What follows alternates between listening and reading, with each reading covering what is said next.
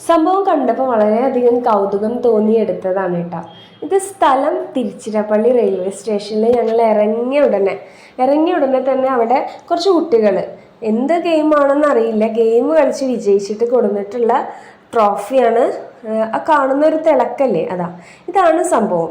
ഇത്രത്തോളം വലിയ ട്രോഫി നമ്മളിപ്പോൾ സ്കൂളുകളിലാണെങ്കിലും ഇത്രയും വലുതൊന്നും അങ്ങനെ കണ്ടിട്ടില്ല.